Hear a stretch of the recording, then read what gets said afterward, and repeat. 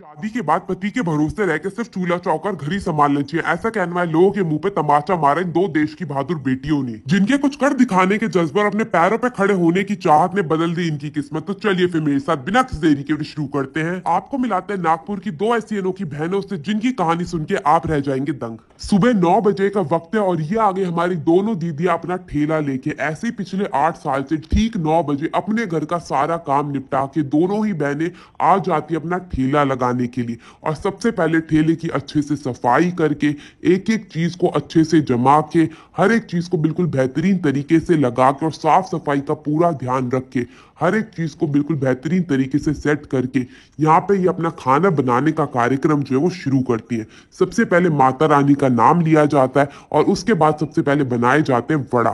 तो वड़े के लिए कढ़ाई के अंदर डाल दिया गया तेल और ये आ गई हमारी दाल और चावल की पिट्ठी, जिससे अपने हाथों द्वारा ही बिल्कुल गोल गोल वड़े बना के तैयार करती है यहाँ पे सबसे बड़ी बहन, जिनका सपना था कि वो अपना कुछ काम करे। पहले ये घरों में जा जाके चूल्हा चौका करती थी, मगर इन्होंने सोचा कि मेरे को अपना कुछ काम करना। फिर क्या था, अपनी बहन का साथ लेके इन्होंने लगाया सबसे पहले डोसा, सांबर और वड़ा। और इनका वड़ा इतना पसंद करा कि धीरे धीरे ये अब बहुत सारी चीजें बेचने लग गई है।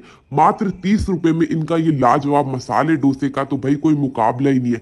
ऐसा डोसा आपने पहले खाया क्या कभी, मेरे को जरूर बताइएगा।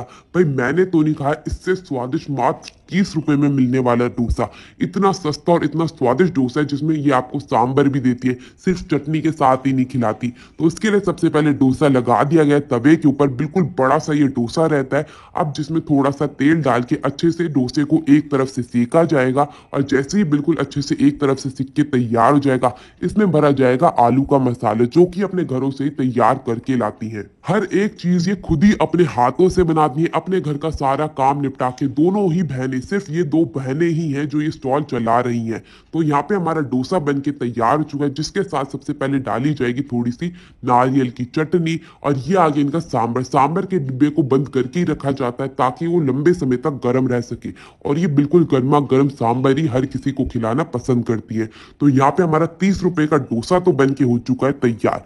अब चलते हैं दूसरी दीदी के पास और उनके आपे का स्वाद चखते हैं। तो उसके लिए सबसे पहले ये आ गया इनका आपे का ढांचा, जिसमें सबसे पहले डाला जाएगा थोड़ा सा तेल और तेल डालने के बाद ये जो इन्होंने अपने घर से मसाला तैयार करके ये लाई है आपे का, जिसमें दाल, चावल और भिन्न भिन्न प्रकार की सब्जी और मसाले रहती है, उसको डाल दिया जाएगा इन ढांचों के अंदर। एक एक करके हर एक ढांचे में थोड़ा थोड़ा जो ये बैटर है वो डाला जाएगा और ऐसे ही जब तक सारे के सारे ढांचे बिल्कुल अच्छे से भर नहीं जाते, इस मसाले को ऐसे ही डाल दिया जाएगा और उसके बाद इसे ढक के पकाया जाएगा मात्र 5 मिनट के लिए। अब एक एक करके जैसे आपे जो है एक साइड से सिक जाएंगे, उन्हें पलट दिया जाएगा। तो मैं आपको बता दूं, ये जो छोटी वाली अब दीदी देख रहे हैं ना, ये आपे बनाने और डोसे बनाने में अपनी बहन की सहायता करती है और साथ ही साथ इनको भी एक मौका मिल गया अपनी आमदनी का। इससे बड़ी बात क्या हो सकती है। तो यहाँ पे हमारे आपे भी बन के तैयार है। आपे की जो प्लेट रहती है वो रहती है 40 रुपए की, जिसमें आप देख सकते हैं ढेर सारे आपे आपको मिलते हैं। और अगर आपने इतने सारे आपे एक बारी में अकेले खा लिए तो भाई शाम तक की हो जाएगी आपकी छुट्टी। साथ में यहाँ पे थोड़ी सी हरी चटनी भी दी जाती है और ये आ गई इनकी स्पेशल सी नारियल वाली चटनी। तो यहाँ पे ढेर सारी नारियल की चटनी दी जाती है और साथ ही आपको यहाँ पे दिया जाता है सांबर। आपने खाया क्या कभी आपे, वो भी सांबर के साथ? मगर यहाँ आपको खाने को जरूर मिल जाएंगे। तो अब हमारे सांबर डालने के बाद आपे की प्लेट भी लग के हो चुकी है तैयार और मेरे से तो भैया इंतजार ही नहीं हो रहा। तो एक एक करके आपे और डोसे दोनों चखते हैं और आपको बताते हैं इसका स्वाद कैसा है। मेरे को तो दोनों बहुत ही स्वादिष्ट लगे। अगर आपको चखना है तो आपको आना होगा केडी के कॉलेज रोड, राजेंद्र नगर, नागपुर के अंदर। मैं आपसे मिलूंगी अगली वीडियो में, तब तक के लिए जय श्री राम।